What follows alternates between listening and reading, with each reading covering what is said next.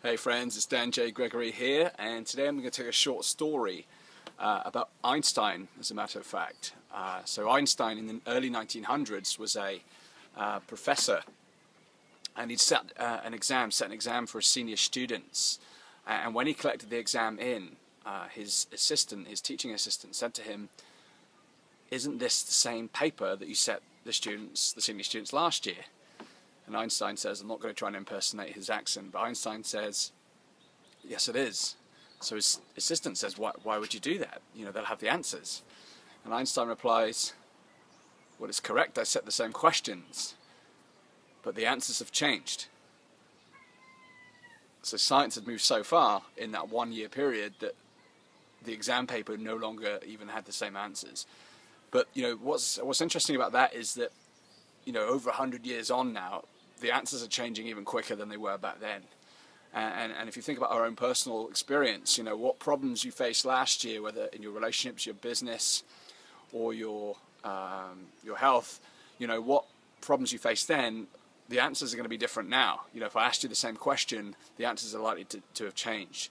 So what I want to talk about today is something called the Law of Correspondence, and that's nothing to do with mail or post.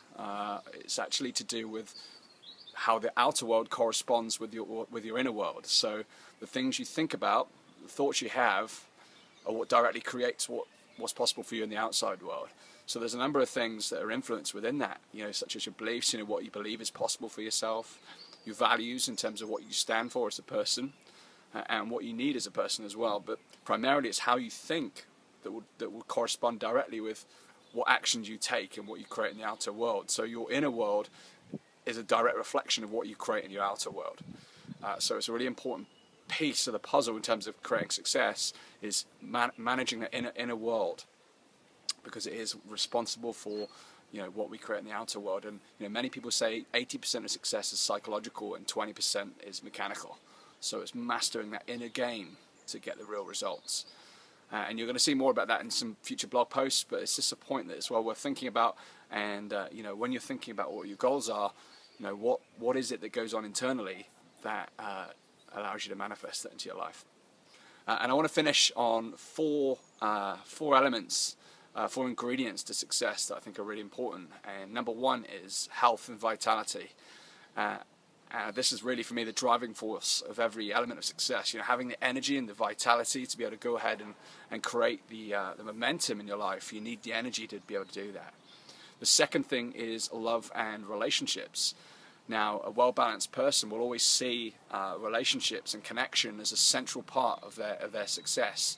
So what does that mean? Well, that means that rather than having like the planets orbit the sun and they only come into focus once in a while, it's a real key part. So whether it's in your business and the connections you make, or in your loving relationships, you know, it's a real central part of your life, and it's really integral to your success. The third thing is meaningful work, and that means work that not only you work hard at, but you enjoy and that makes a difference. There's nothing worse in life than having work that doesn't fulfill you. And you know, a good mark of this is when people start thinking about retirement. When people think about retirement, what they're really saying is their occupation is crushing their soul and their will to live. Because if you're in a proper job or business or career, that, you know, there's no real difference between work and play. You know, you don't think about retirement, you think about what you can do next to make a difference. So meaningful work is a key part of long-lasting success, and finding something that excites you and that wakes you up every day ready to face a new challenge. The fourth and final thing is financial independence, and, you know, there's lots of discussions around that. But what it really means is having enough money so that you don't have to think about it.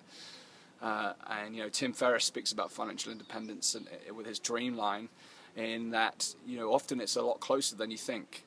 You know, so what are the things you actually want in your life, and how much does it cost, and how much do you need on a monthly basis to create that? You know, financial independence is the ability to go into a restaurant and, you know, not have to look on the right-hand side of the menu to decide how hungry you are that day.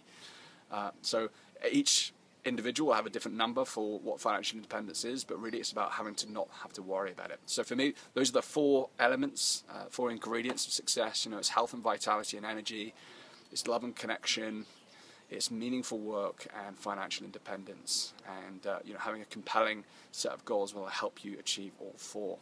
So that's the end of my daily rant. It's good to see you guys. I'm out here in the garden sitting on this little rocking chair, so sorry if I was moving around. It's a beautiful day out there. We've got a wonderful summer coming up. Take care, live without limits.